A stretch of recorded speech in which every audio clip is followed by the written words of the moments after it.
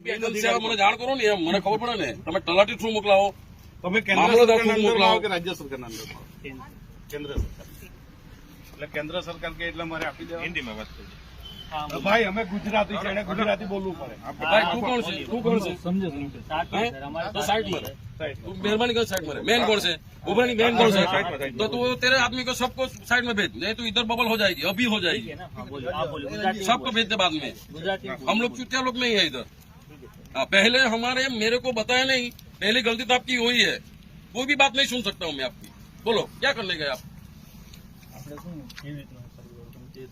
तुम सब पुलिस लेके आए, इसलिए हम लोग इधर डर जाएंगे। गांव के आदमी है हम लोग। हाँ नहीं, ऐसा नहीं बोलने का। तो बंदोबस्त लाने की जरूरत क्या है? तो क्या ही गांव में आओ ना, बोलो बाद में बोलो ना तुम कैसे कौन सा रास्ता लेने का है, बोलो।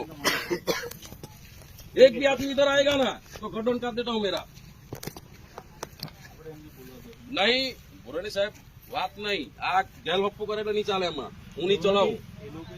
ના એ લોકો ગ્રામ પંચાયતમાં મારી ત્યાં કાલે એક એજન્સી આવી ને, એ એજન્સી મને એમ પૂછે કે તારા ગામમાં હું છે, ફલાણું છે. હું હાજર નહીં હતો, રમેશ કાકાને મોકલાયો. બરાબર છે, તમે એજન્સી થ્રુ દ્વારા મોકલાવો તો મેં એને એમ કીધું ભાઈ તને કલેક્ટરે મામલતદારે કોઈ પરમિશન આપી? એ કે મને કોઈ નહીં આપી. તો પછી તું કેમ આવ્યો? તમે કલેક્ટર મારી વાત સાંભળો ને, એને પરમિશન કોઈ નહીં આપી શકતું તો તારે મારા ગામમાં આવવાનો કોઈ રાઈટ જ નહીં મળે.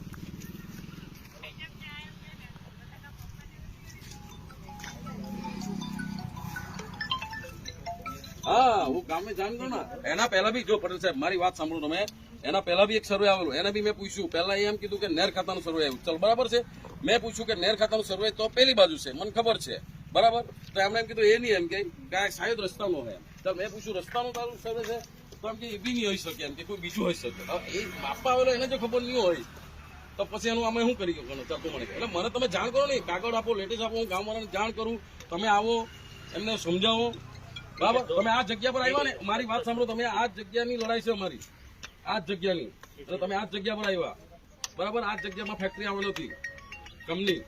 આ કંપનીમાં અમારી લડાઈ છે અને અમે એમાં જ મેમ્બર ઉભા થયેલા છે અને અમારા પછાડી 15 કેસ છે આ જ ફેક્ટરીમાં. અને ત્યાર પછી હું સરપંચ બન્યો. મારે ભાજપ કોંગ્રેસ સાથે ચૂંટણીમાં કોઈ લાગે વળગે નહીં.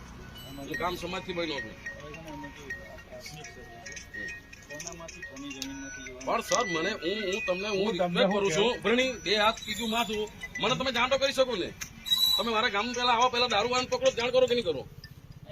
બરાબર છે ને? તો મને જાણ તો કરો ને કે ગામની તમે જમીન એમને થોડો લેવાના. અમારી ગ્રામ પંચાયતની પરમિશન તમારે નથી લેવાય? નહીં નથી લેવી, નહીં લેવી એટલે માફો ચાલ. બરાબર છે, કાગળ જાવ. તો પછી અમારા પંચાયતમાં જાણ તો કરો ને. એમ અમને સરપંચ ઓથોરિટી હાની આપી સાહેબ? આ તો ચૂતિયા લોકો છે. તમને 2 શબ્દ કહીને આવી જાય આ લોકો. ગમે ત્યાંથી જવાનું એ નક્કી થાય ને પછી નક્કી કેમ થાય? સર્વે એક જ આવે ભાઈ. આમાં બહુ લડ્યા અમે. પટેલ સાહેબ મારી ખાંભળા ગામમાં સર્વે કરવા માટે પેશા કાનૂન પ્રમાણે, જમીન સંપાદન અધિનિયમ પ્રમાણે ગ્રામ પંચાયતને પ્રથમ વેતન આપવો પડે. એવું નથી કહ્યું સરકારના પરિપત્ર, બરાબર. એનું ઉલ્લંઘન થાય અમારે ત્યાં માપણી કરવાની નથી. તમે પેલા પંચાયતને લેટર આપો, અમે ગામ સભા બોલાવીએ. અમને ખરેખર પ્રોજેક્ટ એના માટે થાય, ગામ લોકોને માહિતગાર કરીએ. અમને યોગ્ય લાગે કે ભાઈ આ જરૂર છે વિકાસ માટે, સંમતિ બી આપી. ત્યાર પછી તહેવારની રીતે તમારી ખેડૂતોની સંમતિ. તમને ખબર છે ને કે ખેડૂતોની સંમતિ કોઈના ખેતરમાં લાઈન નાખી, એ તો ખબર ઉભા લાઈન નથી. એ લોકો ખાલી જાય છે. તમે સાહેબ વાત પર આવો, એને એ વાત પર સર્વે એના માટે થતું છે. નહીં સર્વે એના માટે થતું છે. લાઈન લઈ જવાના છે. હા તો આજે નહીં કાલે સર્વે થાય એટલે લાઈન તો લખાવાની ને. એની ક્લિયરિટી તો હોવી જોઈએ ને. જેનામાંથી જશે એને કેટલું વળતર. જો મારી વાત સાંભળો પટેલ સાહેબ, ઉભરણી મારી વાત સાંભળો તમે. આ લોકો કઈ ઢીલી પોતી મહિના નહીં મળે, એ બધું ઉપરથી કન્ફર્મ કરીને જ આવે. તમે જે બોલો ને એ અમે આજે 10 વર્ષથી સાંભળીએ છીએ, 10 વર્ષથી બરાબર.